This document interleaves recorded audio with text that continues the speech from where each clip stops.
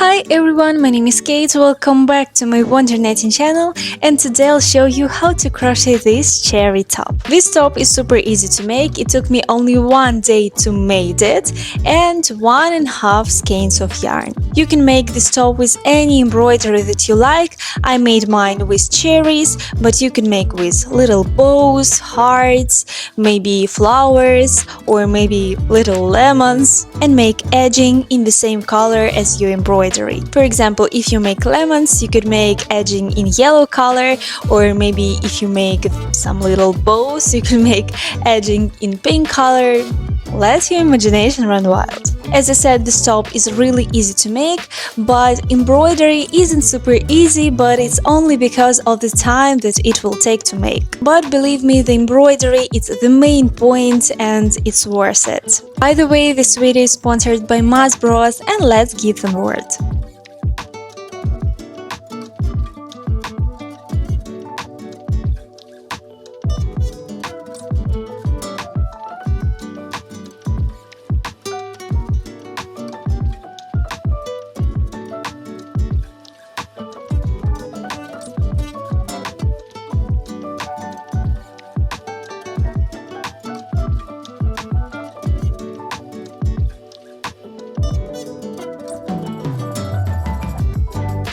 I recommend you this yarn binder from MASBROS. I have one too, and it really helps me to organize my yarn stash. But before we start, please subscribe to my channel, like this video, it will help others to see this video too.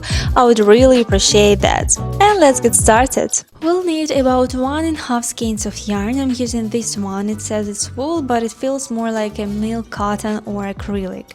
We'll also need some yarn for embroidery and 5mm hook, sewing needle and scissors.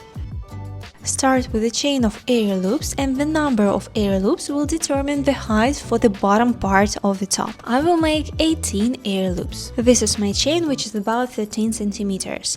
Then, starting from the second loop from the hook, start crocheting with slip stitches. First loop into the second loop, like this, and crochet with slip stitches until the end of the chain. Slip stitches isn't always the easiest, and to keep your work from getting too tight, make sure to hold this yarn loosely with your finger. Don't pull it too tight. This way your stitches won't shrink and your work will stay even in height. As you can see, my first row didn't shrink and is still 13 centimeters. Now chain 1, turn your work, and starting from the second loop from the hook, continue making slip stitches, but through the back loop only, until the end of the row. And try to keep the yarn loose so it doesn't get too tight.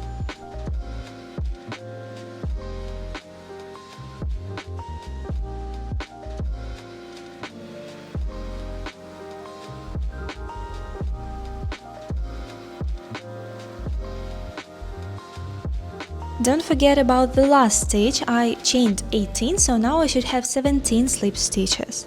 Then chain 1, turn your work, and continue making slip stitches through the back loop only, starting from the second loop from the hook. Keep repeating this until you have enough rows to fit around your chest, but make sure it has some stretch. Now let me show you what I mean. I've made the number of rows I need. As you can see, it fits well around my waist with a bit of stretch, and it's even more snug around my chest. This stretch is really important to make sure the top fits nicely and it's not too loose.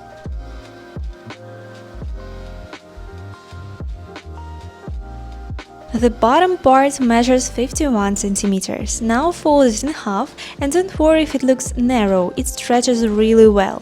Insert your hook into the very first stitch where we started, right here.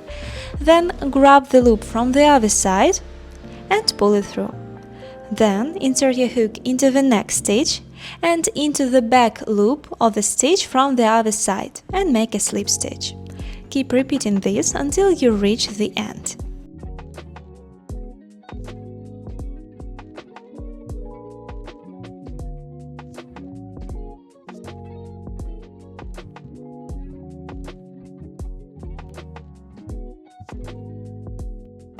This is how the wrong side looks, but on the right side, the seam is barely visible. Now turn your work right side out, insert your hook into the loop left from the seam and chain 1.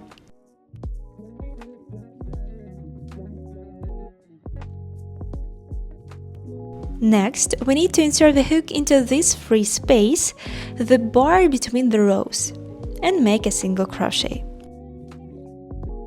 Then find the little ridge right up to the braid-like stitch and make another single crochet into that ridge. After that, insert the hook into the next free space, the bar between the rows, and make single crochet again. You can place a marker on the first single crochet we made so you don't lose track of the beginning of the round. Now continue by making single crochet into the ridge after the braid-like stitch. Then again into this free space, and repeat this all the way around the top.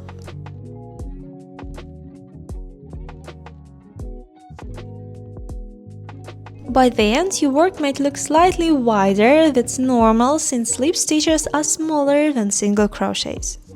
I'm making the last single crochet and joining the round with a slip stitch into the very first single crochet.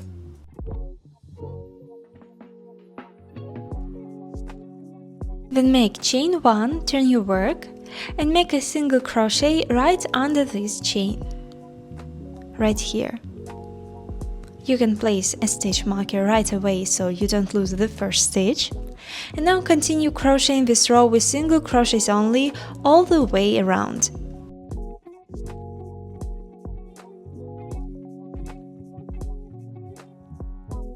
As you can see, the upper part of the top is already much wider than the bottom. That's totally normal, even though we haven't made any increases. Join this round with a slip stitch, make chain 1 and turn your work.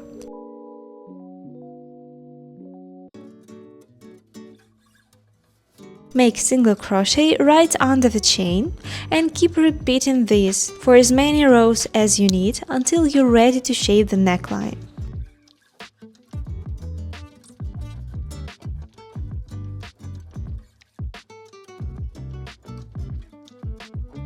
I've made 7 rows of single crochets and now we need to mark the center of the top. Just count the stitches and place a marker in the middle. This seam where we started each row will be on the side of the top. Now simply cut the yarn, pull out the loop, because we're going to start working on the right and left sides separately. Make a slip knot and continue following the same stitch pattern as before. Since we've been working in turning rounds, I ended on the right side, so now I need to work from the wrong side to keep the pattern consistent. Turn your work and insert a hook into the marked stitch. Grab the loop, pull it out, make chain 1, and make a single crochet into the same stitch. Then continue crocheting with single crochets until the marker.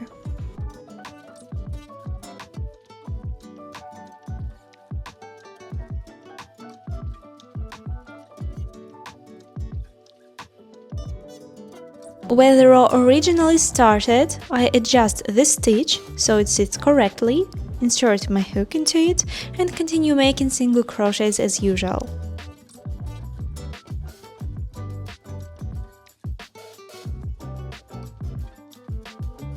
I've made the last single crochet, but I'm not joining the row. Instead, I just chain 1, turn my work, and continue making single crochets starting from the first stitch. So keep repeating this for as many rows as you want for the neckline.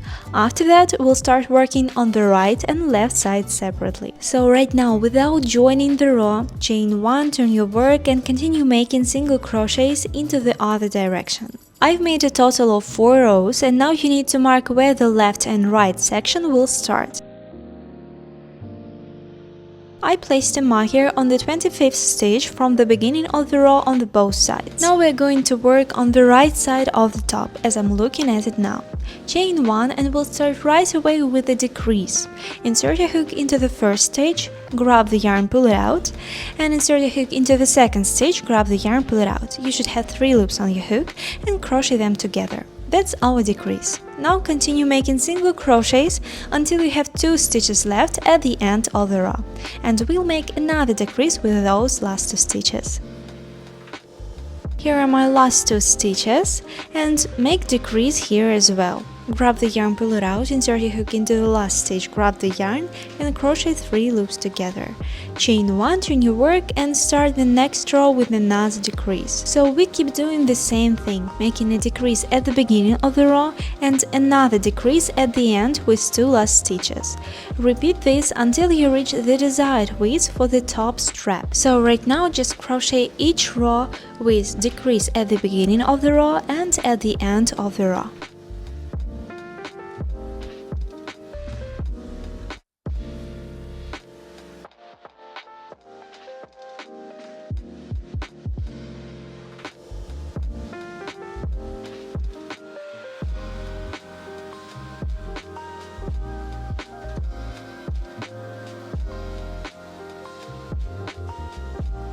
I have 7 stitches left, which is perfect width for me, and right now it measures 6 centimeters wide while the base was 18 centimeters. From here I continue working straight rows up without any decreases. Just chain 1, turn your work and make a single crochets into each of 7 stitches. Make 39 rows or as many as you want for your strap. At the end of the row, chain 1, turn your work and crochet 7 stitches again.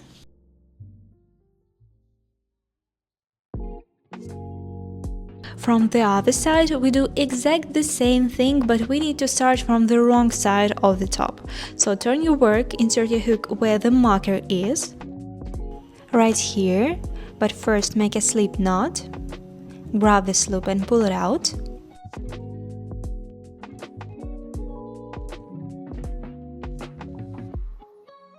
And make chain 1. Insert your hook into the stitch and make a decrease. Grab the yarn, pull it out, insert your hook into the next stitch, grab the yarn, pull it out and crochet 3 loops together. And from there continue following the same steps, including shaping the strap the same way as before. After finishing the strap, chain 1, leave a longer tip and cut the yarn. Then sew the straps to the back of the top, and this is how it should look. I've already done mine and added some embroidery, and now I'll show you how to do it too.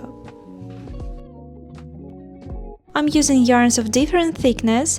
Ideally it's best to use the same thickness, preferably a thinner one, but I'm working with the colors I had available. Thread the red yarn into the needle and we're going to make a small cross. Just follow along with me.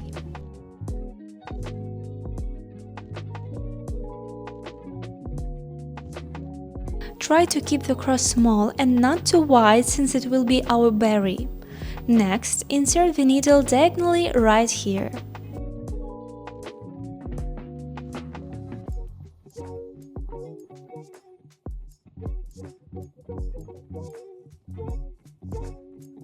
Next, insert the needle through this top bar, just like this.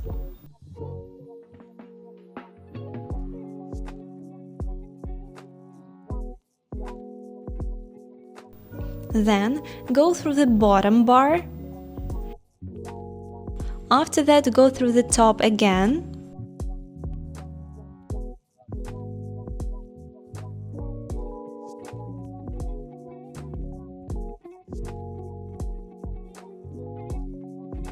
Then the bottom. And repeat this process a few times and you'll see a small berry shape forming.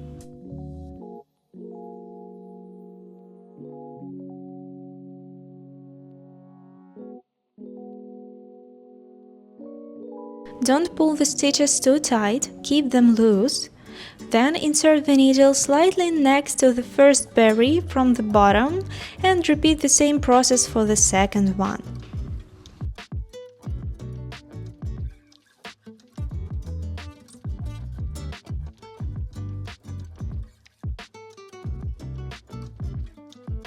At the end, pull the yarn to the wrong side and make 2 knots, view the ends through the stitches and cut the yarn.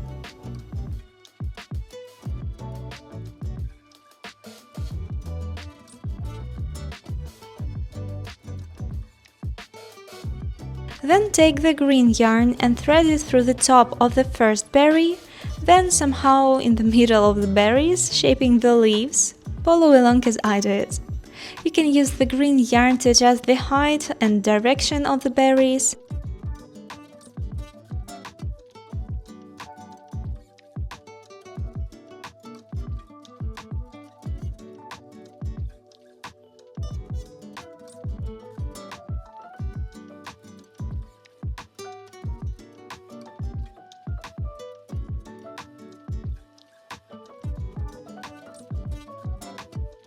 On the wrong side, tie 2 knots and viewing the yarns as well. The embroidery takes some time. I spent the whole morning working on it, but trust me, it's worth it. You can find tutorials online for different embroidery designs or check Pinterest for inspiration. And here's how mine turned out. By the way, you can wear the top as is or even add embroidery to the straps. As for me, I'm going to add some red edging.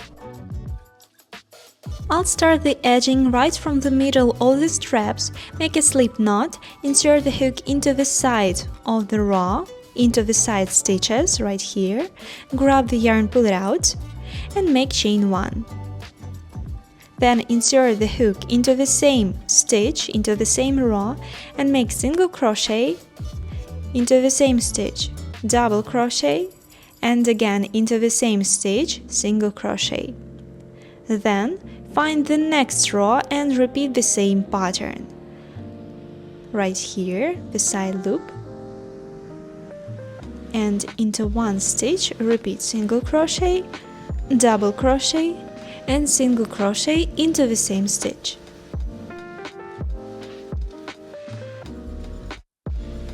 Continue this pattern along the entire edge of the top, working the stitch pattern into each row and into each stitch. As you can see, I switched to a smaller hook to make the edging easier to work with, however choose the hook size that best suits for your yarn for a neat and even finish.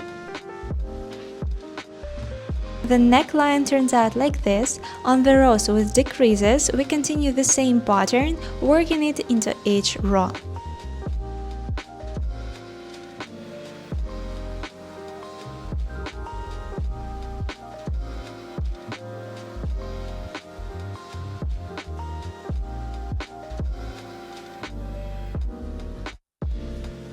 At the end, join with a slip stitch, make chain 1 and cut the yarn.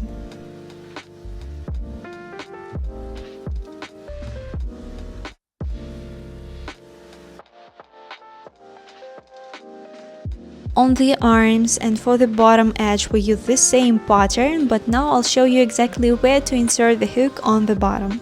At the bottom, insert the hook only into these open spaces, the bars between the rows, and work with the same pattern. And continue like this until the end, then join the row with a slip stitch, cut the yarn, and view in all the ends.